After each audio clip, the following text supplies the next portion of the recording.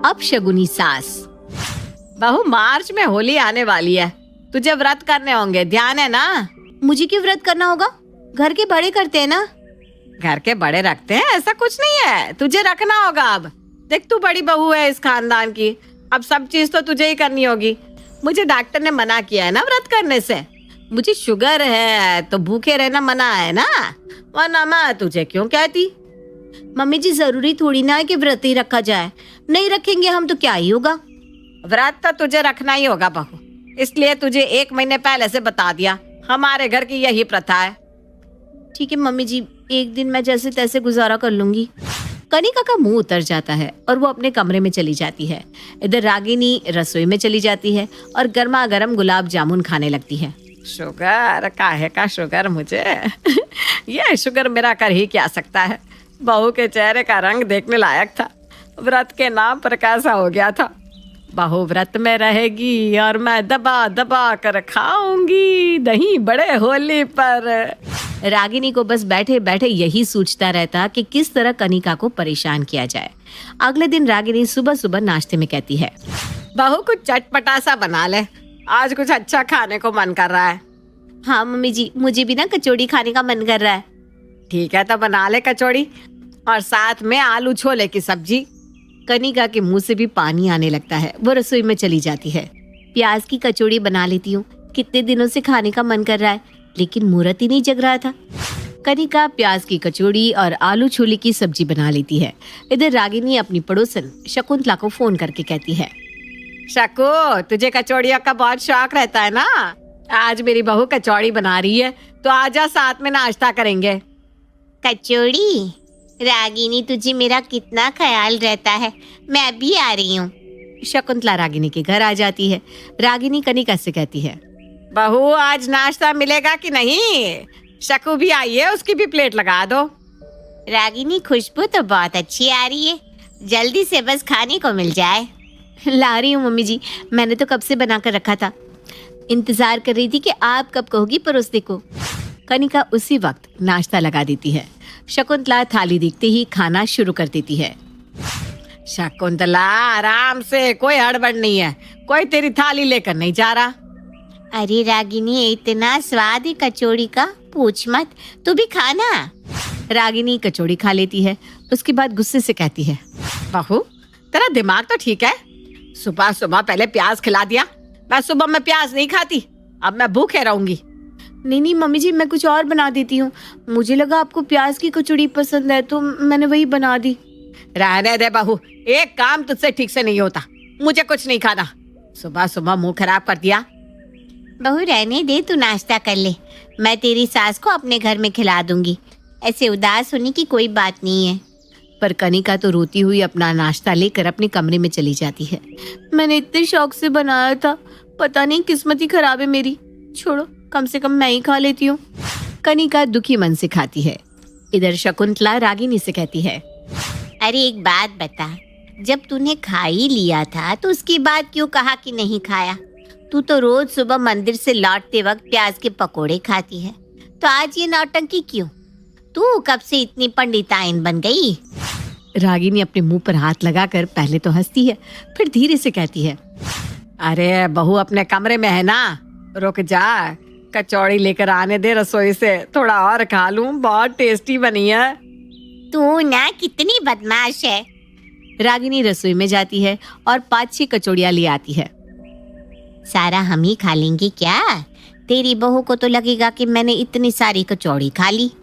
अरे ले, खा खा, बहू का छोड़, पहले खाने का मजा लेने दे। रागिनी कचौड़ी खा लेती है और फिर सुलोचना को लेकर थोड़ा टहलने के लिए निकल पड़ती है। अब तो बता क्या बात है? मैं सास हूँ ना, तो थोड़ा तो बहू को परेशान करने का हक बनता है कि नहीं? नहीं तो वो मेरे सर पर चढ़कर नाचने लगेगी। तू भी ना गजब है भाई। सुलोचना को रागिनी की हरकत नाक में दम करके रखती है। एक रोज उदय महीने भर के बाद जब घर आता है तो उदय को देखकर कनिका बहुत खुश होती है। बड़े दिन बाद आए, कितना मिस कर रही थी मैं आपको।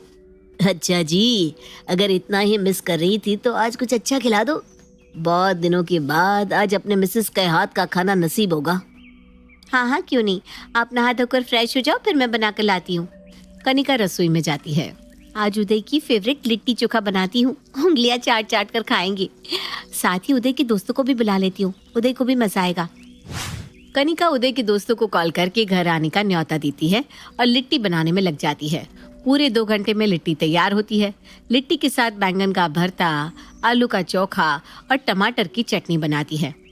बैंगन के चोखे की खुशबू से कनिका का पूरा घर महक उठता है। उदय कहता है, लाओ लाओ भाई जल्दी लाओ, खुशबू जबरदस्त आ रही है। अभी रुक जाओ, सबको आने दो। मैं सबके आने तक बर्दाश्त नहीं कर सकता, मुंह में पानी आ रहा है। मेरे साथ माँ की भी प्लेट लगा दो। लाती हूँ। कनिका दोनों की प्लेट लगाती है। उदय तो लिट्टी चोखा देखकर टूट पड़ता है, लेकिन रागिनी प्लेट को हाथ तक नहीं लगाती और उठकर अपने कमरे में चली जाती है। ये माँ को क्या हुआ, खाए बिना ही चली गई? मुझे क्या पता तुम्हारी माँ को रह रहकर क्या हो जाता है, बैठे बिठाए उन्हें परेशानी हो जाती है। उदय खा लेता है। उसके बाद रागिनी कनिका से कहती है, मैं सब सुन रही थी बहू, मम्मी जी को बैठे बिठाए कुछ हो जाता है? तू ना दिन देखती है ना महीना, कभी कुछ भी बना लेती है। आज एकादशी है और तूने रसोई में बैंगन बना लिया, तुझे बुद्धि कब आएगी? वो मम्मी जी, मुझे क्या पता आज एकादशी है, आपको पहले बताना चाहिए था ना जब मैं बना रही थी। रागिनी मन ही मन कहती है, उस वक्त बता देती तो बैंगन का भरता खाने को नहीं मिलता। अरे तूने आधा बना लिया तब बोलकर क्या करती? बनाने से पहले पूछ नहीं सकती थी क्या तू? अपनी मन मर्जी जो करनी रहती है तुझे। मैं तो आज रसोई में नहीं खाऊंगी। तू रोज यही सोचती है ना कि मुझे भूखा रखे। मेरे एक के ना खाने से तेरी रसोई का अनाज नहीं बच जाएगा। नहीं नहीं मम्मी जी, ऐसा कुछ नहीं है, ये क्या आप बोले जा रही हैं? इतने में उदय के दोस्त आ जाते हैं और कनिका उनकी आवभगत में लग जाती है।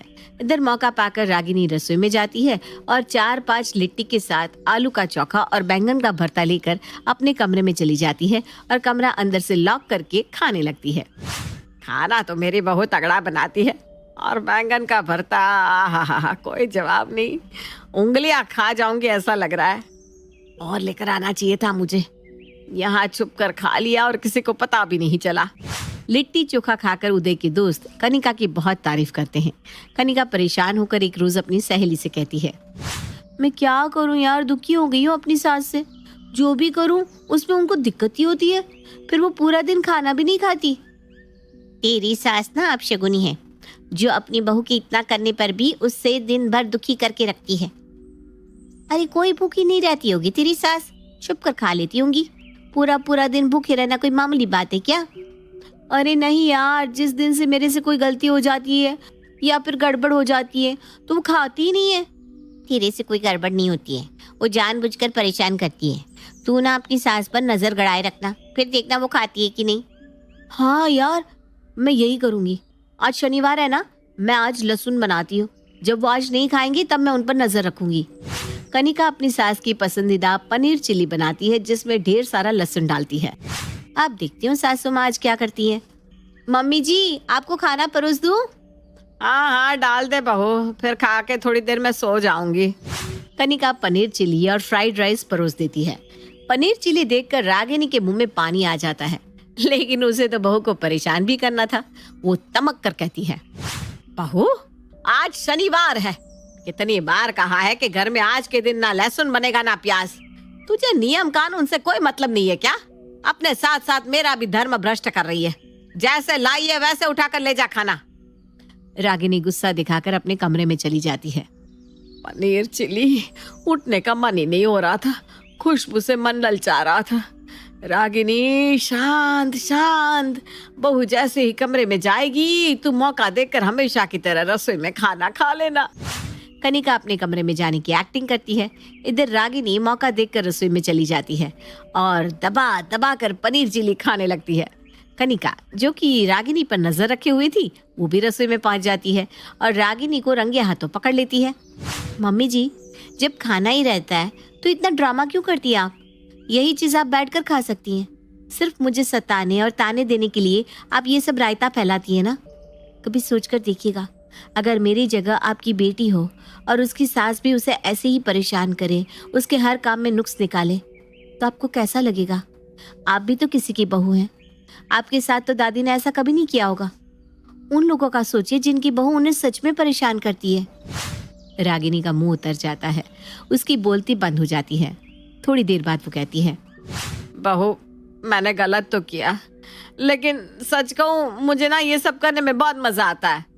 तेरी बातें सुनकर मुझे बहुत बुरा भी लग रहा है कि मैंने तेरे साथ गलत किया। आपसे मैं तुझे परेशान नहीं करूंगी, तुझे जो जैसा करना हो करना बस। कनिका अपने कमरे में चली जाती है। अगले दिन रागिनी छुप छुप कर रसोई में खाती है, लेकिन बहू को परेशान नहीं करती। अब वो बेचारी भी क्या करे, अपनी आदत से मजबूर जो है। छुपा कर खाने का मजा ही कुछ और है।